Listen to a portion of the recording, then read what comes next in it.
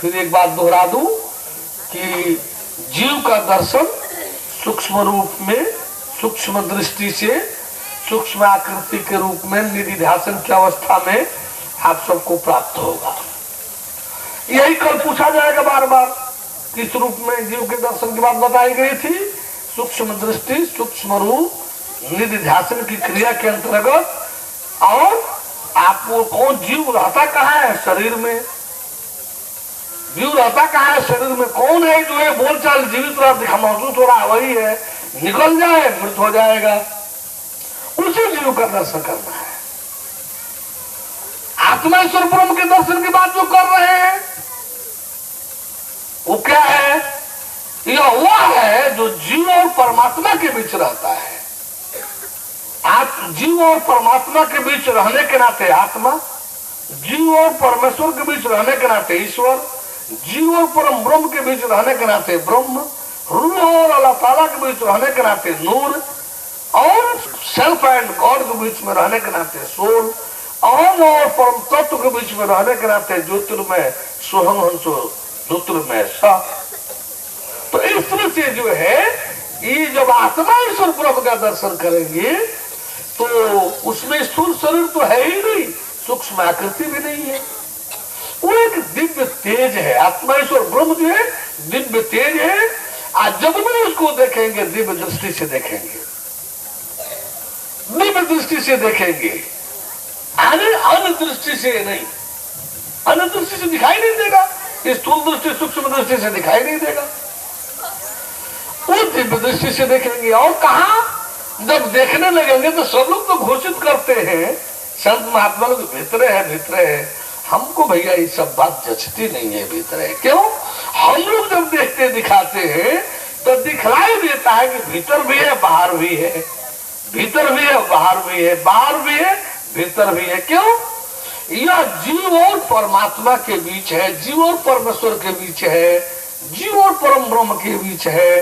तो परम ब्रह्म बाहर रहता है, जीव भीतर रहता है, और जीव और परम ब्रह्म के बीच ये ब्रह्म ज्योत रहती है। परम ब्रह्म से छिटक करके चलती है, जीवनी शक्ति लेकर के, और शरीर में प्रवेश करके जीव को सप्लाई कर देती है, दे देती है। यही इसकी ड्यूटी है आत्मा ईश्वर ब्रह्म की। आत्मा ईश्वर ब्रह्म की यही ड्यूटी है कि वो परमात्मा परमेश्वर परम ब्रह्म से क्षमता शक्ति लेकर के, कैपेसिटी, लाइफ कैपेसिटी लेकर के, जीवनी से क्षमता शक्ति लेकर के ला करके वो जीव को सुपुर्द कर देता है। जीव मन बुद्धि के माध्यम से इंद्रियों को देता है, और इंद्रियां जो है उसी माध्यम से अपना क्रियाशील रहती हैं। तो इस तरह से जो है, अरे आत्मा ईश्वर ब्रह्म का स्थान कहाँ है? तो भीतर भी है बाहर भी है, बाहर भी है भीतर भी है। जब आप दर्शन करने लगेंगे, आपको दर्शन मिलने लगेगा, तो पूछा जाएगा भीतर देख रहे हैं बाहर देख रहे हैं, तो निर्णय लेना मुश्किल हो जाएगा, बताना मुश्किल हो जाएगा। देखने के काम करेंगे भीतर, दिखाई देगा वो बाहर। देखने का काम करेंगे भीतर, दर्शन होने लगेगा बाहर। निर्णय कैसे लेंगे कि भीतर की बाहर? ये लोग भीतर भीतर यानी आत्मा भीतरे हो भीतरे हो। ये लोग क्या कहा जाए? फिर कहा जाएगा तो कहेंगे लोग कि देखो सभी संत महात्माओं को, जोगी जतियों को एक बार कह रहे हैं कि लोग झूठ गलत है। हम क्यों हमसे कहलवाइएगा? आप देखिए लीजिए, और देखने के बाद स्वयं निर्णय लीजिए कि अच्छा आत्मा स्वरूप हमारा अलग भी नहीं है। जो वर्णन वो लोग कर रहे हैं वही आत्मा ईश्वर ब्रह्म हमारा भी है। हमारा अलग से तो कोई आत्मा ईश्वर ब्रह्म है नहीं। आदमी जाकर कोई अपना नाम छिप करके कोई काम करने लगा, नाम छिपा कर दूसरे नाम से करने लगा, तो आत्मा ईश्वर ब्रह्म भी जो है माया के क्षेत्र में पड़ते ही उसका नाम भी बदल गया। वो अपने नाम में रह ही नहीं गया, और रूपा तो किसी तरह से रह गया, लेकिन नाम उसका भी बदल गया। इस तरह से तब परमेश्वर जो है आने आकर के देखा, ये तो बड़ी विचित्र स्थिति है। हम जिसको सुधार के लिए भेजे, जिसको सही दिशा में रखने के लिए भेजे, वो अभी आकर के अपरिवर्तित हो गया है। तब जो है वो धीरे धीरे एक एक को लेकर के वो जनाता दिखाता है, एक एक दो दो चार चार को लेकर के कि देखो ना सत्य क्या है। ये सब जो है कह रहे हैं सब भैया अंतिम सत्य ये नहीं है। अंतिम सत्य तो ये जो तीसरी इकाई है वो परमात्मा परमेश्वर परम ब्रह्म है। इन दोनों पहली इकाइयों में से जो है ये परमात्मा नहीं है, ये परमेश्वर नहीं है। इन पहली दो इकाइयों में रहने चलने वाला अवतारी भगवान नहीं कहला सकता, ये परमात्मा परमेश्वर नहीं कहला सकते। और तब वो तीसरा वाला जो आता है वो पूरा ब्रह्म परमेश्वर होता है। वो सबको अपने अंदर दिखलाता है बारी बारी। लो देखो संसार क्या है, हम खत्म करके दिखाते हैं।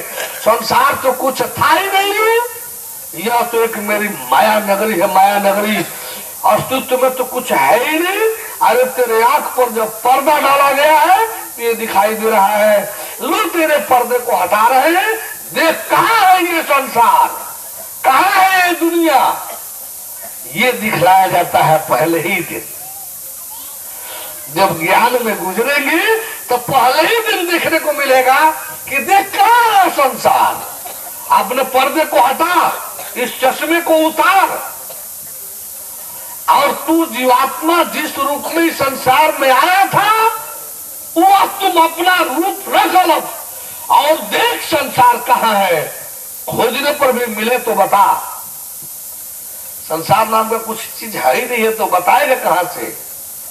सपना तो कुछ है, संसार तो कुछ है ही नहीं, वो बताएगा क्या। ये तो माया जाल है, ये तो भ्रम जाल है। और ये देखने को मिलता है कि माया जाल है, भ्रम जाल है। पहले दिन प्रैक्टिकल में यही दर्शन करने को मिलेगा कि देखना जो समर्पण समर्पण हम कहवा रहे थे तो कहाँ कौन सी है समर्पण। ये तो सब माया जाल है, तुम इसमें फंस करके पड़ा हुआ है। इसे फंसाने में कौन समर्पण करा रहे थे। कहा समर्पण करना है जी जिसका अस्तित्व ही नहीं है। इसे आप लोगों को भारत देश में फंसे हो निकालना है। इसलिए इस भ्रम जाल को, माया जाल को, मिथ्या जाल को ये हम समर्पण करा रहे हैं तुमको सत्य से जोड़ने के लिए, तुमको सत्य में रहने के लिए, परमेश्वर से जोड़ते हैं परमेश्वर में रहने के लिए। ये सब इसलिए करा रहे हैं कि तुमको ये न लगे कि हम तेरे से जबरदस्ती कर रहे हैं और तुमको जना नहीं रहे। तुम जानो, देखो, आगे बढ़ो और सत्य ही सब है कि नहीं तुम जानते चलो। तो संसार को मिथ्यात्व दिखलाया जाता है, फिर जीव का दर्शन कराया जाता है कि देखो तुम झूठे शरीर मान बैठे थे ना, अब देखो तो कि तुम शरीर देह हो या वास्तव में सूक्ष्म शरीर, सूक्ष्म ज्योति, सूक्ष्म शरीर, सूक्ष्म आकृति जो शरीर में आने के पहले थे, जिस रूप में शरीर छोड़ करके निकलने वाले हो। देखो तो तुम शरीर कहाँ हो। तो फिर आपको दिखलाता है कि आप शरीर नहीं, आप जीव हो। और उस दिखाने में निधि ध्यान की अवस्था, सूक्ष्म दृष्टि, ये दो अनिवार्य है। फिर जब आपको जीव दिखला लेगा संसार के मिथ्यात्व को दिखाने के बाद, फिर तीसरा कदम मिले चलेगा कि देखे ना पहले जो अपने को शरीर मान बैठे थे, शरीर थे, कहेंगे नहीं नहीं हम शरीर नहीं थे। क्या थे, क्या हो, आता हम जीव हैं। नहीं, अभी तुम नहीं हो, तुम जीव भी नहीं हो। अरे जीव भी माया ने तुमको बना डाला है, अपने जाल में फंसा करके, दोष और गुण रूपी जाल में फंसा कर तुमको माया ने जीव बनाया है। देख तुम असली कौन हो। और फिर जीव वाले से आगे ऊपर उठा करके कहा जाता है कि असली तुम्हारी दृष्टि सूक्ष्म और निध्यासन नहीं है, असली दृष्टि तो तुम्हारी दिव्य दृष्टि है।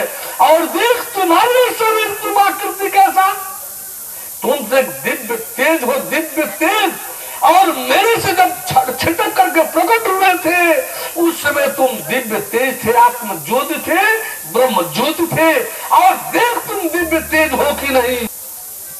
और जब वह दर्शन करा लिया जाएगा, आप देख लेंगे कि हाँ हाँ, हम तो इस सूक्ष्म शरीर जीव सर्प में नहीं है, हम तो जीव सर्प में नहीं है, हम तो सूक्ष्म शरीर जीव में नहीं है।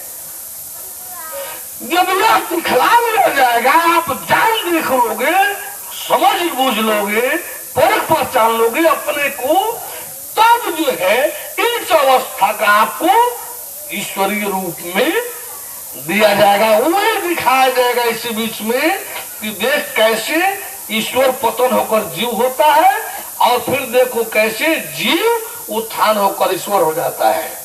जीव कैसे शिव बनता है, शिव कैसे जीव बनता है, रूह कैसे नूर हो जाता है, और नूर आकर के इस माने अल्लाह ताला के इस माया जाल में फानी दुनिया में जो है कैसे आकर के रूह बन जाता है, नूर कैसे रूह बन जाता है, और पुनः उस मालिक की मेहरबानी से, उस भगवत कृपा से, इस ईश्वरीय ध्यान दिव्य दृष्टि से देख कि यह रूह फिर कैसे नूर हो गया, ये जीव कैसे ईश्वर हो गया।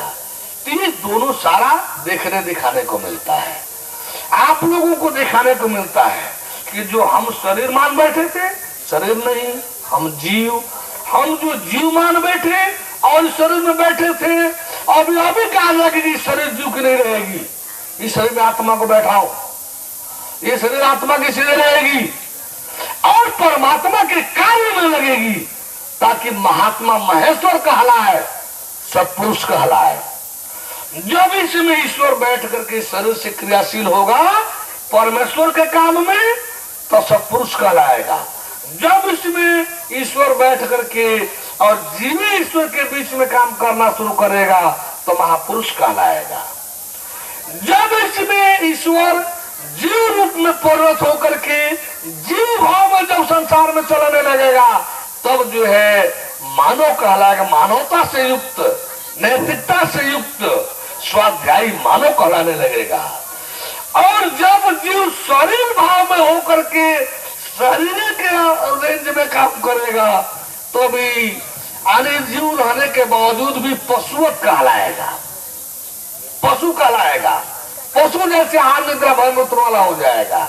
अब तो वही बन जाएगा कि मैं निजे सोशल एनिमल, तब वो लागू हो जाएगा मैं निजे सोशल एनिमल। आप मनुष्य जो है एक सामाजिक पशु हो, पशु। तो इस तरह से जो है हम आप लोगों को यही जानने देखने को मिलेगा, परमात्मा परमेश्वर परम ब्रह्म शब्द रूप तत्व, तत्व रूप शब्द, दिव्य ज्ञान दृष्टि से, तत्व दृष्टि से, तत्व ही को जानना, तत्व ही को देखना, तत्व ही को पाना, और तत्व जानते देखते अपने आप संपूर्ण ब्रह्मांड सहित तत्व में समाहित हो जाना, अपने आप को ही ब्रह्मांड सहित तत्व में देखने लगना ज्ञान दृष्टि से। ज्ञान दृष्टि से याद है परमात्मा परमेश्वर का काम कैसे दर्शन होगा, ज्ञान दृष्टि से, तत्व दृष्टि से। क्या देखना है तत्व को, क्या जानना है तत्व को, यानी क्या पाना है तत्व को, क्या दिखाई देगा, क्या देखते देखते कैसा हो जाएगा, संपूर्ण ब्रह्मांड सहित आप भी उसी तत्व में हो। ज्ञातुम द्रष्टुम च तत्वेन अप्रवेष्टुम च परम तप, तत्वमान तत्व ज्ञात्वा परिविशते तदनंतरम यही तो तद विदुः ते में समासते। सोई जानते देहि जीव जनाई, आ जाने तो तुम्हारी हो जाई। त्यक्त्वा देहं पुनर्जन्म नयति मामेति ईश्वरजुनो मम दर्शन फल परम अनुरूपा जीव पाव निज स्वरूपा। ओम पूर्णमद पूर्णमिदं पूर्णमुदच्यते पूर्णस्य पूर्णमादाय पूर्णमेवावशिष्यते, ये दिखाई देने लगेगा। तुम्हें माता शब्द, तुम्हें बंधु से सब दिखाई देने लगेगा। तुम्हारे देवा पुरुष पुराण परम विधान में दिखाई देने लगेगा, अर्थात संपूर्ण विराट दिखाई देने लगेगा ज्ञान दृष्टि से उस तत्व में। तब निर्णय लेना मुश्किल हो जाएगा कि परमेश्वर को निराकार देख रहे हो कि साकार देख रहे हो, साकार देख रहे हो कि निराकार देख रहे हो, दिखाई देने लगेगा कि ज्ञान दृष्टि से देखना है। निराकार जब तत्व देख रहे हैं तो साकार सहित संपूर्ण ब्रह्मांड निराकार में दिखाई दे रहा है। साकार देख रहे हैं तो निराकार वह तत्व साकार में दिखाई दे रहा है। साकार में निराकार दिखाई दे रहा है, निराकार में साकार दिखाई दे रहा है। निराकार ही साकार बन करके और निराकार का ज्ञान दे करके साकार का परिचय पहचान करा रहा है। यानी न निराकार कह पाएंगे न साकार कह पाएंगे। निराकार भी है, साकार भी है। निराकार साकार दोनों एक साथ है। परमात्मा न निराकार मिल सकता है न खाली साकार हो सकता है। जब भी मिलेगा निराकार साकार दोनों एक साथ मिलेगा। वही आपकी स्थिति होगी कि नारी बीच सारी है कि सारी बीच नारी है, नारी ही की सारी है कि सारी ही की नारी है। निर्णय लेना मुश्किल हो जाएगा। इसी को कहा जाता है अनिर्वचनीय।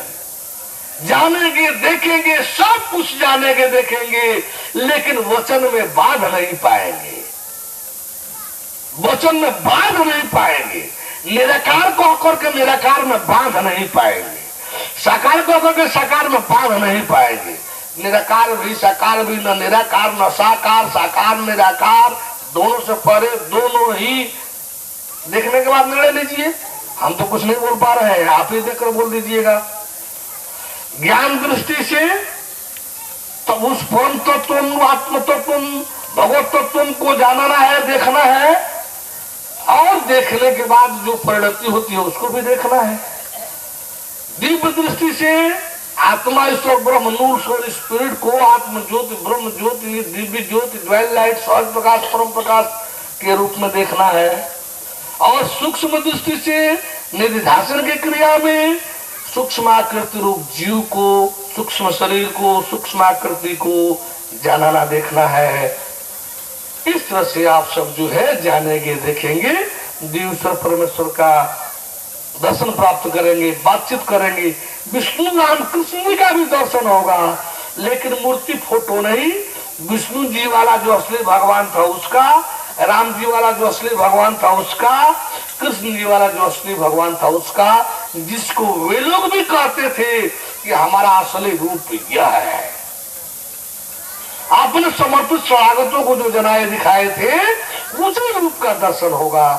विष्णु राम कृष्ण वाला, वेद वाला भी, पुराण वाला भी, बाइबल वाला भी, कुरान वाला भी, सब आपको मिलेगा। देखने के बाद निर्णय तो सत्य लेना देना आपको है। जरा सा भी शंका शुभा होने पर आप हर प्रकार से प्रमाण मांगिए, जहां से प्रमाण मांगिए। जिस ग्रंथ से देना हमारा कर्तव्य है, देना हमारी जिम्मेदारी है, हम आपको प्रमाण प्रस्तुत करेंगे। और मान्यता प्राप्त सदग्रंथों से मनमाना नहीं। बोले परम प्रभु परमेश्वर की।